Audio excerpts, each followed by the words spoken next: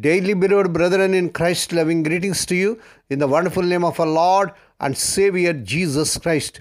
Today, November 27th, 2024, Wednesday, Holy Trinity Church Ministries presents Daily Manna. Today's subject, selfless service. Selfless service. Now let us open our Bibles and read a verse from Mark's Gospel, 10th chapter, 45th verse. For even the Son of Man came to not to be ministered unto, but to minister and to give his life a ransom for many. May God add his blessings through the reading of his precious word.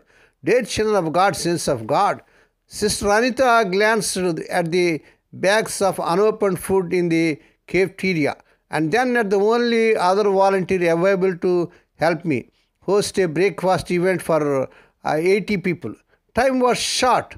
Sensing our needs, she smiled as she offered her assistance.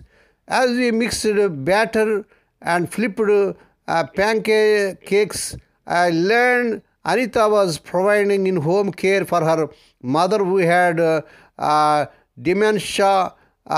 She also said she had hired a caretaker that morning so she could have some free time, but had gladly given it up to help with the event. Anita's selflessness reflected Lord Jesus' attitude as he served others during his earthly ministry.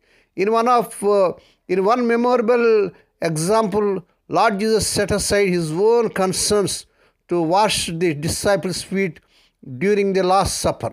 Lord Jesus knew he would soon face intense physical, mental, and emotional distress.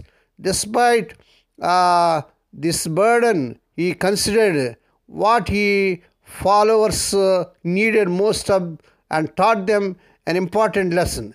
As Lord Jesus prepared to wash their feet, he shed his right to be served as easily as he took off his outer garment. John's Gospel, 13th chapter, 4th verse. He was the most important person present. The wise rabbi, divinity in human flesh. Yet Lord Jesus gave up his rights as he knelt down to rub dirt from calluses to rinse dust from aching arches. Afterward, he said, "Now that I, you Lord, your Lord and teacher, have washed your feet, you also should wash one another's feet." John's Gospel, 13th chapter, 14th verse. Lord Jesus wasn't simply advocating for good deeds. He was showing us that servanthood in big or small things is most meaningful when we leave ourselves behind to lift others up. This month and coming Christmas month, by God's power, may we listen even better to others, accept them, and provide for them, pointing them to Lord Jesus. He is the one who did not come to be served, but to serve and to give his life as a ransom for many. Mark's Gospel, 10th chapter, 45th verse.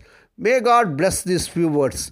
Now let us pray. Dear Heavenly Father, Holy Father, we thank Thee and praise Thee for this wonderful morning Thou hast given us to come to Thee and to meditate upon Thy word. Bless those who are listening daily and regularly.